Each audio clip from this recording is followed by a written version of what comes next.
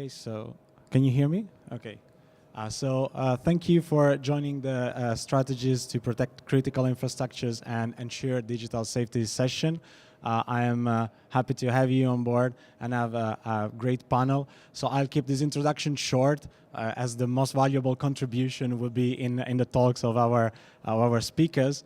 But just let me take a second to remind that also another valuable contribution, an important one for the positive outcome of this session, will be the discussion and the interaction that we will have. So each talk will be followed by a question and answer session that I warmly ask you to participate. You can do it in several ways. The classic one and probably the preferred one, which is raise your hand and ask your questions, and our speaker will be happy to take the questions. But if you are any shy or would like to have your question peer-reviewed before making it, you can use the you can use the Ask and Vote application that you can download and install on your smartphone. You can ask the question, whether with your name or anonymously. It can get upvoted by other participants, and I will help you reading them out loud so that the speakers can answer.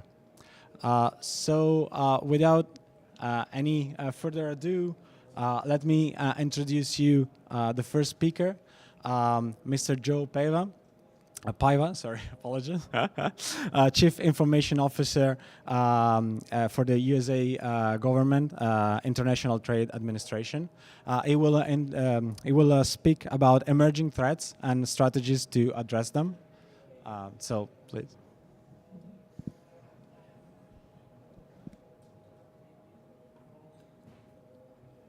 Thanks.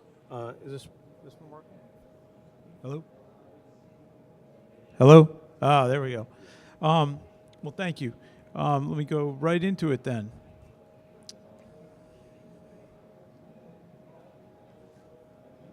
Maybe? Let's see, the CIO doesn't know how to work the pointer. All right, so I'll start with just this one. I only want to spend a second on this, but it's just a second to talk about where cyber threats come from. And I think most of you have heard other people talk about, there's cyber criminals, there's activists, et cetera, But the real point I wanted to make on this slide is that the tools of cyber warfare are not like tanks or nuclear bombs that you have any chance of preventing people from buying. The reality is that over 130 countries, oh, that went quick. Over 130 countries have cyber warfare programs. And every single one of them has been hacked by the bad guys, and their tools are now in use by the bad guys. So the tools of the trade, if you will, proliferate very, very quickly. And that's really the point of this, is that you have to assume, no matter who your enemy is, that they have all the same weapons available to them as your worst potential threat. So what does that mean? Well, for years, we made it so easy to hack our systems that you didn't really have to have nation-state level tools. For several years, really almost 2 decades, our passwords were weak. People had weak websites without firewalls or with all sorts of scripting errors. And so for the large part, people have been able to get into our networks without doing anything other than sending an email with some type of malware on it, and they were instantly in our network. But we've gotten better at that, right? So we've actually cleaned up our networks quite a bit.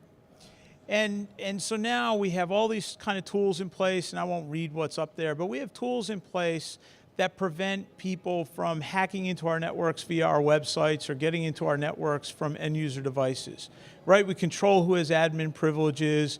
We put different types of, protective software on there, and we feel pretty good about our networks. But here's the thing. No sooner did we almost get this problem solved than the bad guys all just changed their tactics. So what we see today, while we still have all those, phishing, spamming that will come in and try to come through end user devices, and that does still happen, where we really see the advanced threats today is attacking network devices. And the problem is that everyone buys a router or a switch and they let it sit there for 8 to 10 years. And whereas everyone kind of monitors everything that happens on their PCs, if your users start doing something funny, you know, it shows up in a log and you're using Splunk or some other kind of fancy software and you see that someone's doing something wrong and you catch it, no one reads the logs on their switches or their routers, their firewalls, right? And no one even controls a lot of times the access to those things. I mean, I've gone into like some very big corporations that had things like all the passwords for their routers based on the IP address of the router or some kind of naming schema that once you get one password for one router, you literally have the password for every router in the place, right? And people stop paying.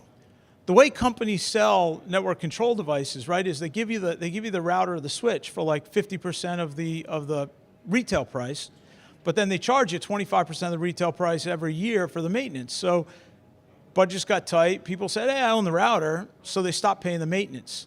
And so, you know, people wouldn't dream of having servers that they don't patch, but yet they have routers, switches, firewalls that haven't been patched in years, right? Or they patch them when they get around to it.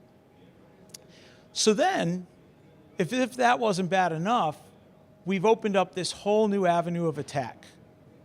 So if you think of IoT and all the devices you put on the network, now, whereas like in the Ukrainian power outage situation, right, what they did is they went to one of those control devices, a VPN router. Now what we have in the Curbs attack is we see where people have actually taken over they've set up entire botnets of CCTVs.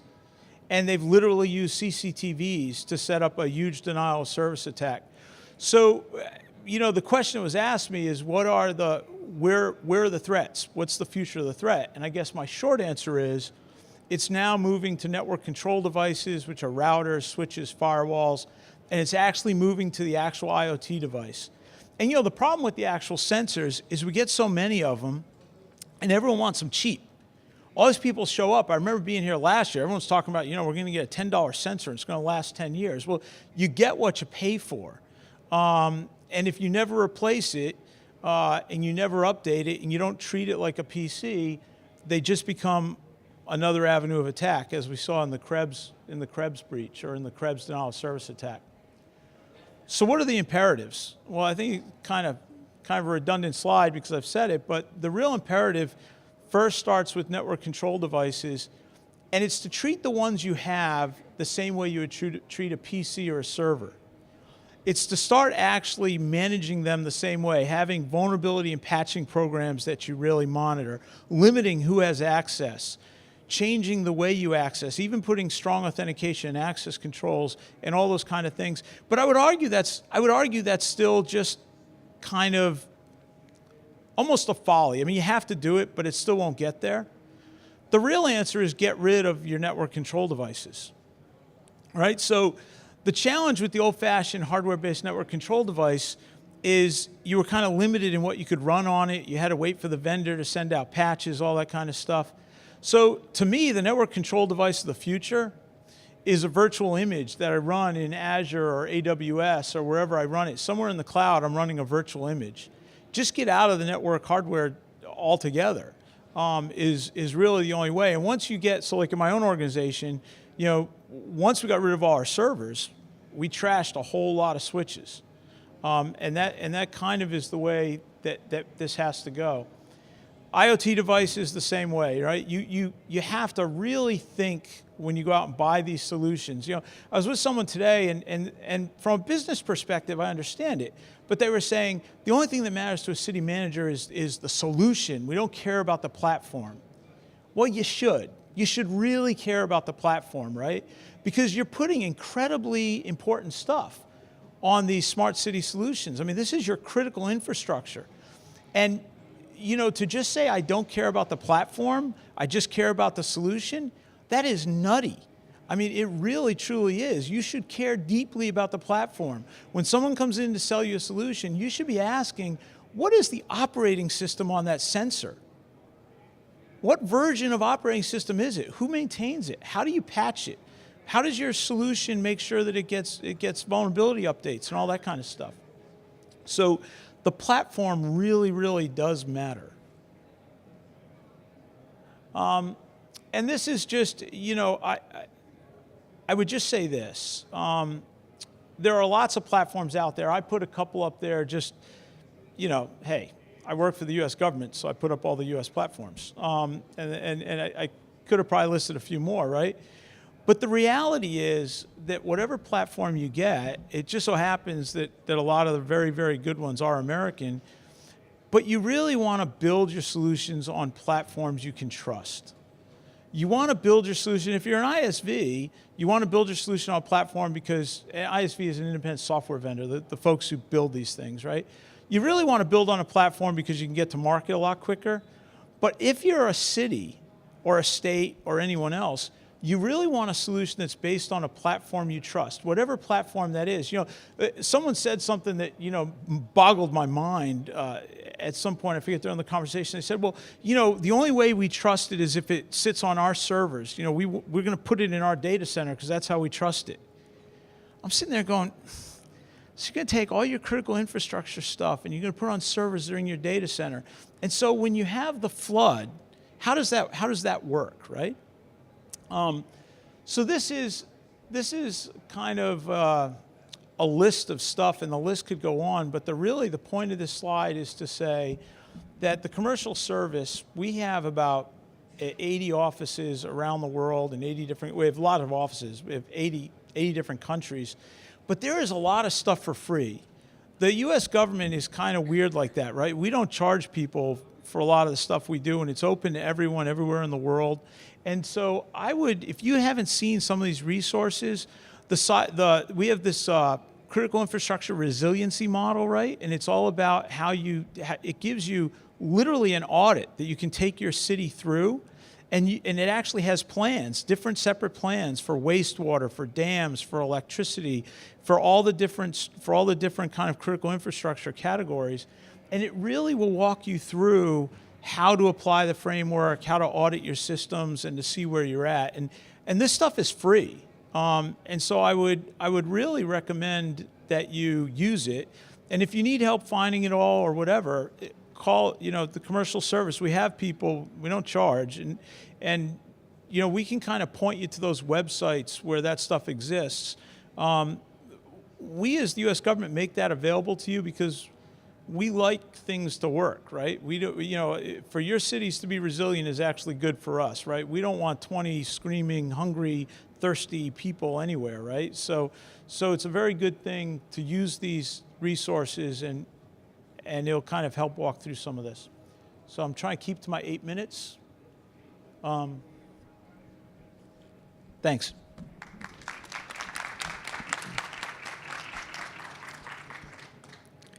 Okay, so thanks for the instructive talk. And so have you got any questions from the audience? Or are we going? Okay, so yeah, so let's do all the talks first, and then we will have a Q&A session where you can address all your concerns or questions for all the speakers at once. Okay, so let me now introduce to you Mr. Bernard Ewah, head of the e-government at the National Information Technology Development Agency of Nigeria. It will focus on the conditions for successful management of critical infrastructures. Thank you. Good afternoon. So I work for the Nigerian government, and I would like to make 3 very brief points. One is that the best way to protect critical infrastructure is to build a broad consensus, among communities of owners of these infrastructures. So we would say most of these infrastructures are not government-owned. So the question is, how does government begin to, regulate these infrastructures?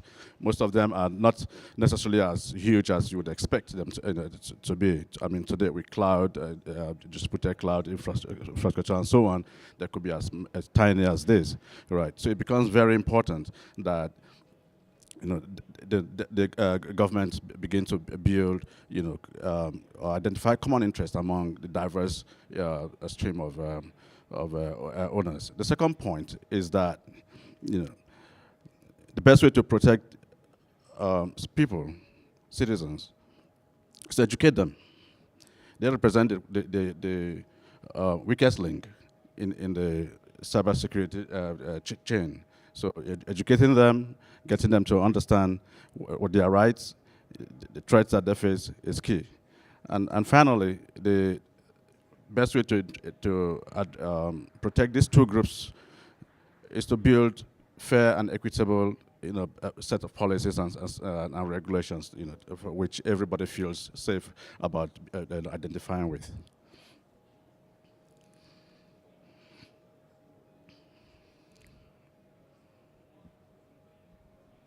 Okay, yeah, we go again.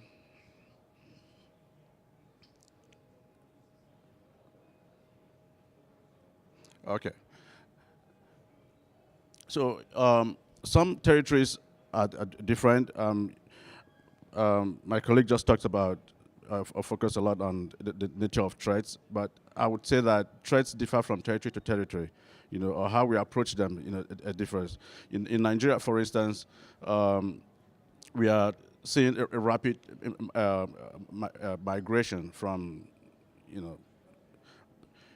paper-based environment to electronic, and for the most part, we are faced with very unique challenges because most people are not just used to, the kind of opportunities we have. I often say that we seem to be, in control of so much power, but it's very fragile, particularly for citizens, right? So the fragility of power at their disposal, enormous power, is an issue, and what we have done is create a lot of regulatory frameworks. There are so many institutions that are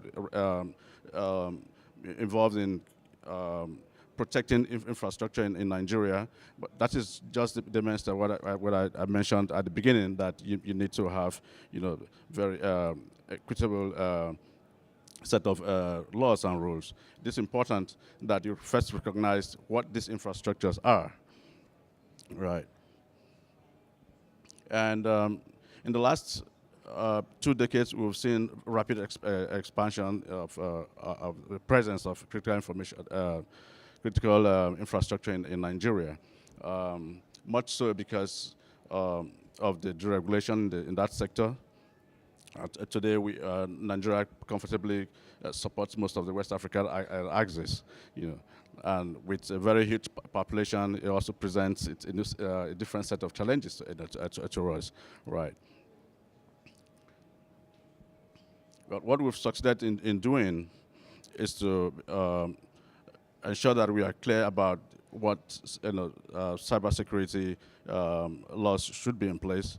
We're clear about what needs to be done, to practicalize it, right? In terms of training people, creating the necessary equivalency of regulations, that is from what used to be in the traditional judicial system, reviewing them to ensure that there is, appropriate versions of regulations that relates to digital environment and so on.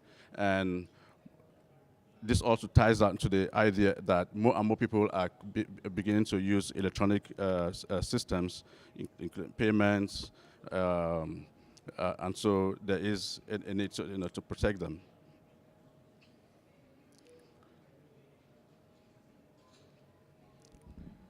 So much of the strategies that we've done, of course, focused on the regulations, legal frameworks, but we also instituted a set of practices that would enable us to monitor incidents, okay, including setting up a computer response a team, and also being able to identify what exactly should be the methods for which to protect the infrastructures. All right. At the beginning, I talked about creating that consensus. What we also have is recognize different sectors that this information relates to. So we have sector groups there are about 8 sector groups, throughout, and I think that number would continue to increase as we get, more traction. All right. And there are agencies of government that are leading in each of these sector groups.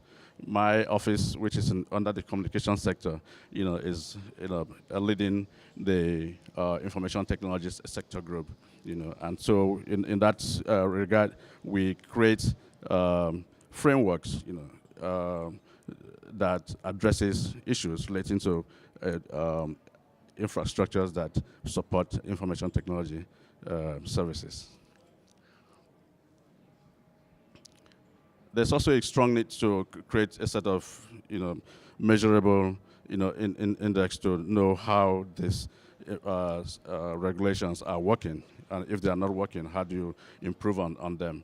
All right.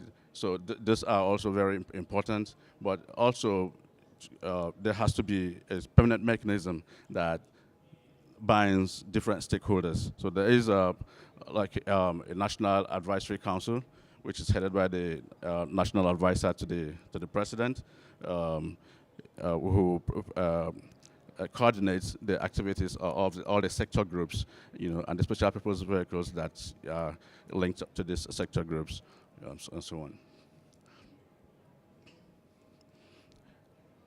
The Nigerian Cybersecurity Law, which came into effect last year, also did a good job to identify what offenses, are recognized under the law, had to be punished, right? And also jurisdictions that apply to this law, both locally in Nigeria and outside. As you would know, cyber crimes are not necessarily restricted to a territorial environment. So it is important that while you're trying to protect my time is up. While you're trying to protect the citizens in your territory, you should also be able to create effective alignments with other jurisdictions outside your country. Thank you. I would like to hear from you. And yep.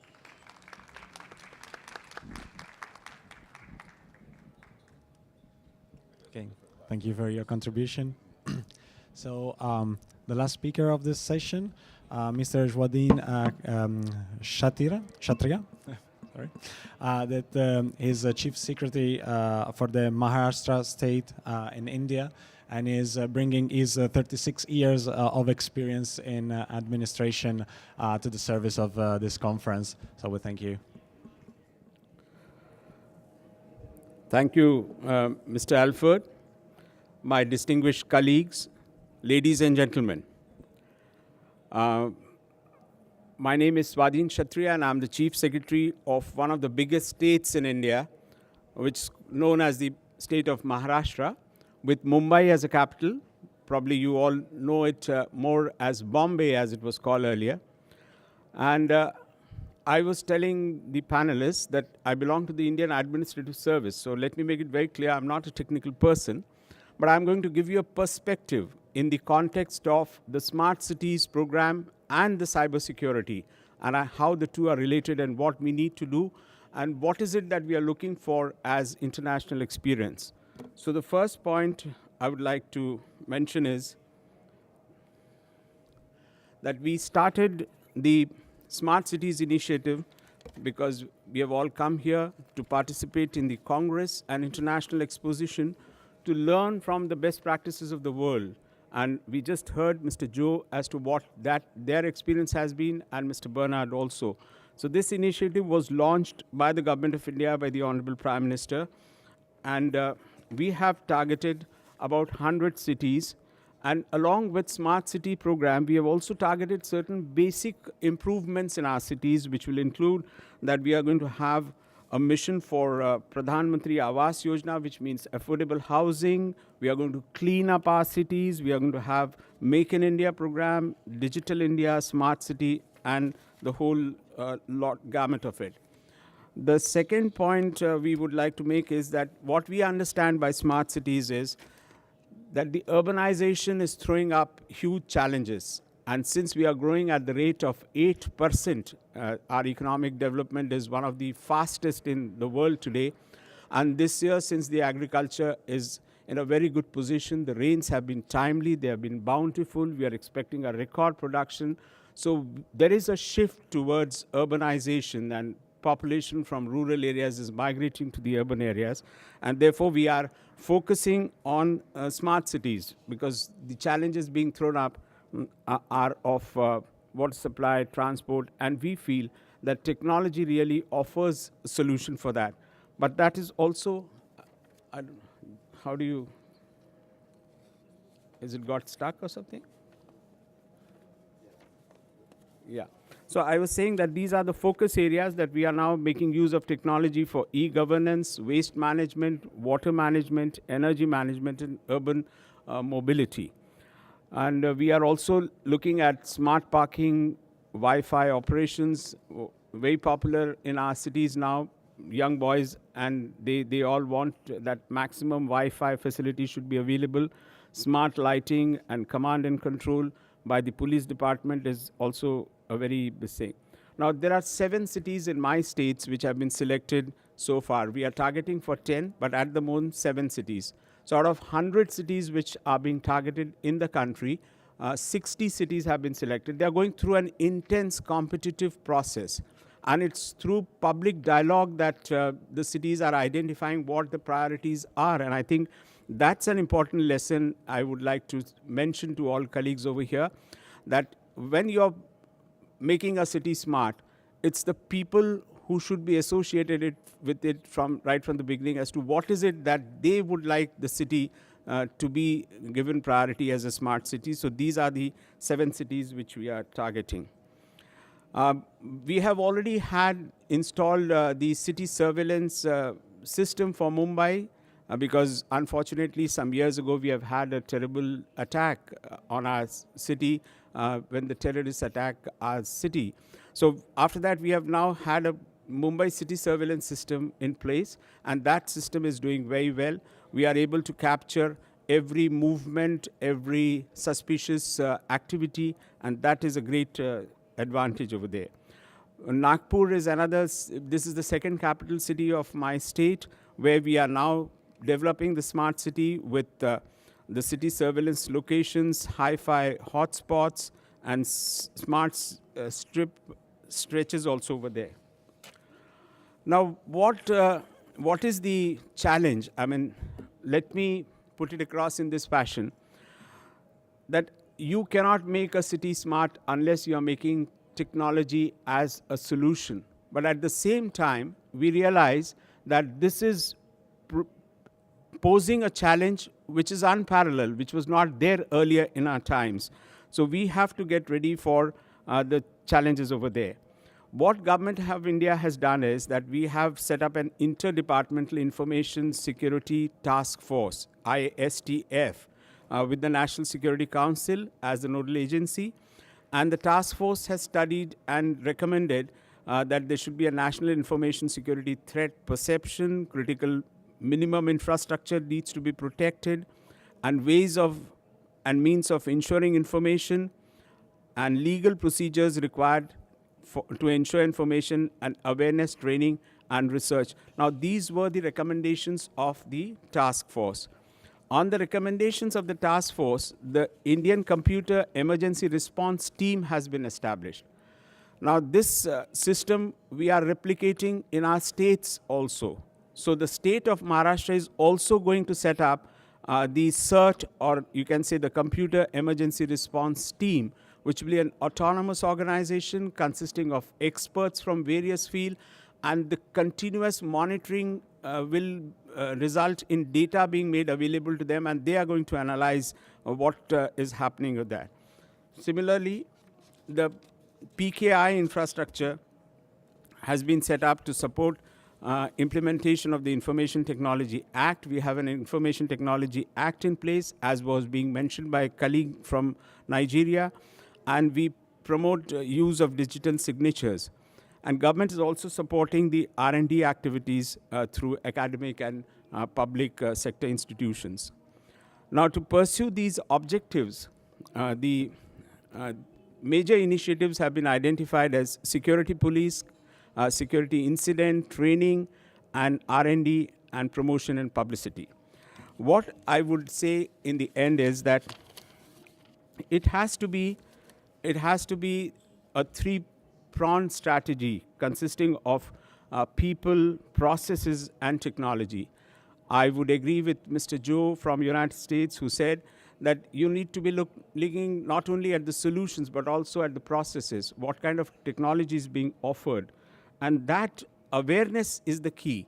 So we have launched it from the schools now. We have taken a major program covering more than, I suppose, about 10,000 schools, in which we have reached out to the students and educating them about it. In addition to the Computer Emergency Response Team, we have set up a Security Operations Center.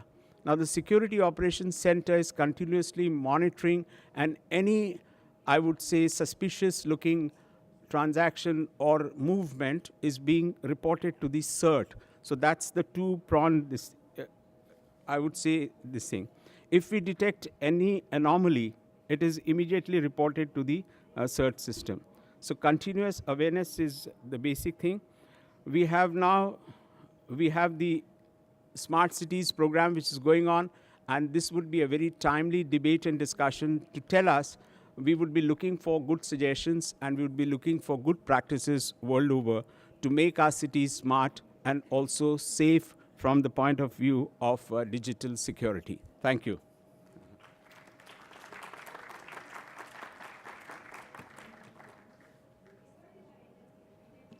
So thank you once again. So do we have any questions from the audience right now? To follow up with the Q&A session that we have behind. So okay, let me begin. If there are no volunteers here, let me begin from some questions that we have received, that have also received some upvotes. So there is one to Joe Paiva. Joe, what is your perspective on cloud computing? Is it improving safety for critical infrastructures when they become connected to a cloud platform? So absolutely, there's no two ways about it. The cloud is, if you think about the way, and I don't want to get too detailed, but if you think about the way virtually every breach has occurred, it always ends up happening because someone thought they could do it better themselves. At the end of the day, there are big companies, cloud service providers, who, when a vendor builds a product on their platform, there's some QA that happens there. And then there's just a lot of local infrastructure that goes away. And, you know, in the military, we talk about the surface area of attack, right? And what you're trying to reduce is that surface area. And when you go to the cloud, essentially what you do is you get rid of all the different points that someone could ultimately use to get into your network or to get to your assets or to get to your resources. So I personally helped lead the U.S. Department of Defense into the cloud, and then did it again at the organization I'm at now. And I can tell you that it's a world of difference in terms of security, just because of the way hackers attack. I mean, I spent a lot of time as a cyber warfare officer, and that it's just because of the way it works, you're far safer in the cloud than you are doing it yourself. Yeah, please. Hello? It's working? All right. So, do you believe that? And I'm not sure. Maybe who can answer the question? But do you believe that we need separate infrastructure for the critical infrastructure and the critical government entities, separated from what is reachable from the common networks or the common internet? Because we see a lot of debates around that, and we've all been hearing about the cyber espionage and related issues. So what are your thoughts around that, please? Well, I don't want to answer every question, but I'll answer and then let Ben answer. If you look at the attack in the Ukraine, right, there were actually separate networks. And so, yes, the short answer is yes, I believe you should separate them. But the longer answer is it will provide you minimal advantage. So by separating them, what you've done is you've reduced the surface area of attack for that other network. But the reality is in the Ukraine, it was completely separated. It was also separated in a certain attack that happened in the United States, and it didn't stop the attack from occurring. So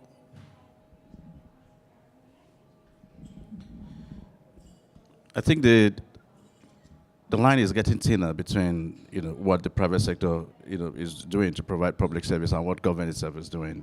It's getting so close, right? And from my experience, much of the critical infrastructure is privately owned.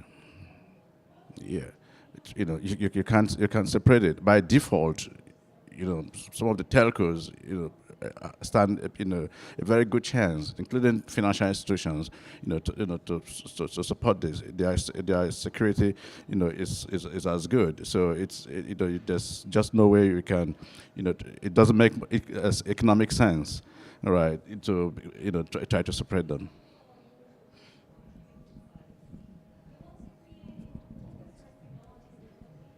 Any further questions? Okay, there.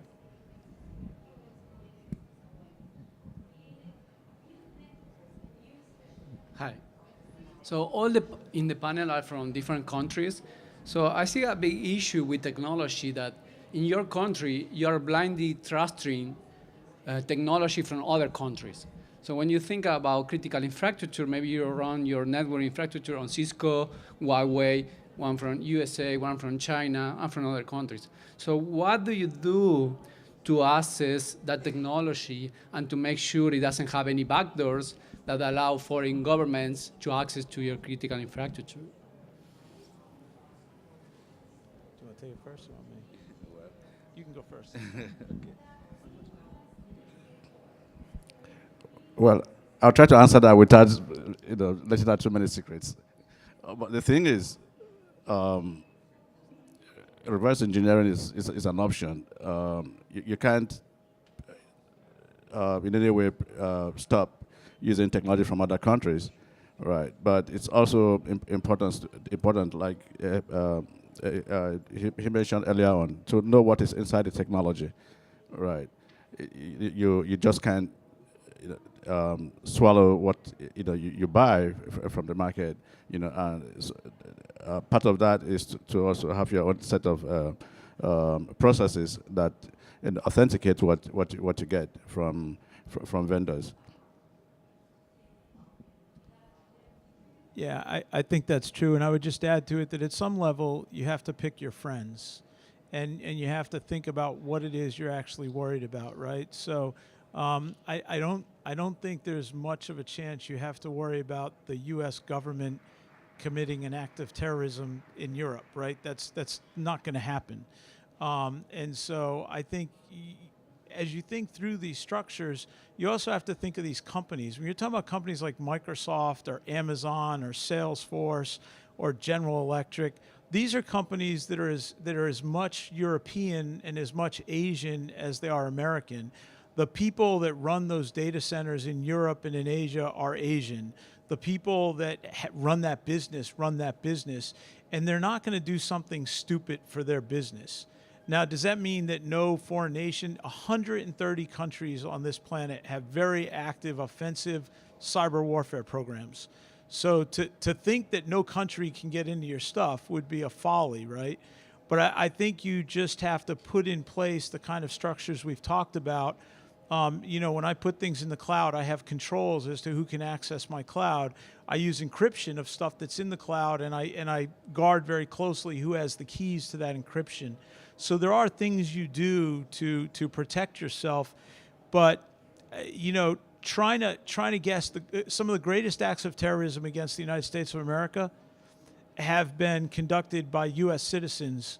So I think this idea of trying to pick who's going to do something bad to you based on where they come from or any other kind of ethnic, religious factor is just silly. It's stupid because it factually does not work. So. Any further questions or comments on this? I can sort of summarize another couple of questions that have been partially covered by the ongoing discussion, and they to some extent link to each other. So one was already asking about potential backdooring of cloud services, and the other one is actually how do you make good use of the cloud to protect against the foreign state actors. So it looks like there is a debate between the cloud being a very effective way of improving the state of the art with all these caveats of who control it. Would you like to add any further comments on this topic, or are you happy with this discussion? I guess if you looked at my slides, right, and I can't stress this enough, the idea of going to the cloud is to reduce your profile for attack. On my slides, I was pretty even-handed, right? I mentioned attacks that have been conducted using tools that were developed by a country I love, and I noted a criminal attack that was used using tools developed by a different country that some people would consider our competitor at times. That's always going to be there. Again, I think what you have to look at is if you're doing your patching, all these high-tech nation-state tools that everyone talks about, think about what they were. The tools that were developed that became part of, you know, the whatever they call it, the group that they used to codename the NSA, right? Those things were all the equality group or whatever they call them. Those things all relied on people not patching their routers. They all relied on people doing something silly with their equipment. If you look at the stuff that was developed by another country, right?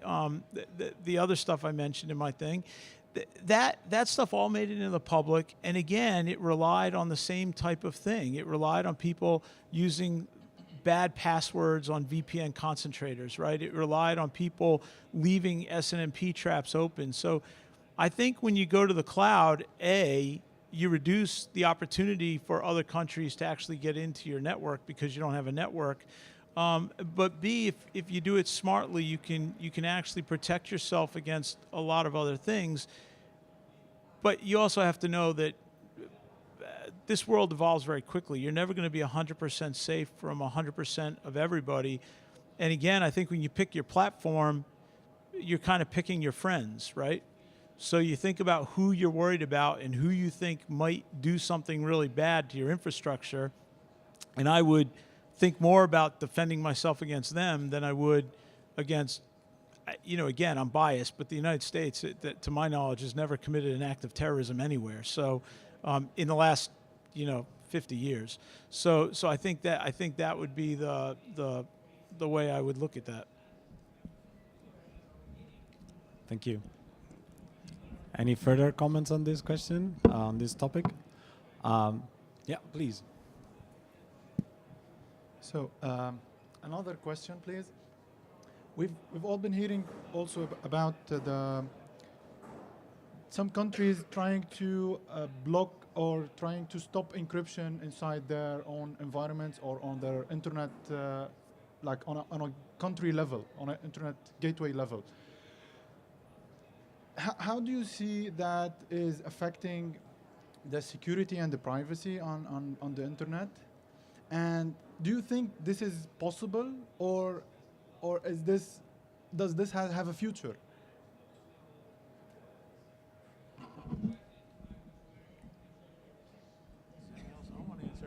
Well, I will speak from the knowledge of my country, and what we're trying to do is ensure that inscriptions that are put in place only go to protect transactions that occur within within the country and from outside, right? To the best of my knowledge, there isn't any attempt to censor transactions, coming from outside, but rather to improve. We believe that only in protecting, those transactions, lawful transactions, that is, that we can, increase the confidence of not just the players, but the citizenry at all. Right. Now, just to go back a little bit to the issue of a cloud, recognizing the dynamics of certain territories, like Nigeria, the cloud presents one of the most, viable options, for us, because it enables us to overcome the infrastructure deficits. That's, very critical, right, in the attempt to expand digital presence, across the country, right. Earlier when we were discussing with my colleagues, I did confirm to them how Nigeria skipped landlines, right, and the mobile penetration is so rapid, that in the last 20 years went from less than 500 to 153 million, mobile lines in the country. And we are now beginning to see how we can leverage that together with cloud and the vast presence of mobile networks, to create value for people. As more and more people begin to access, other materials of value, including health and education data, then we'll begin to, of course, have to increase our concern for their security. All right.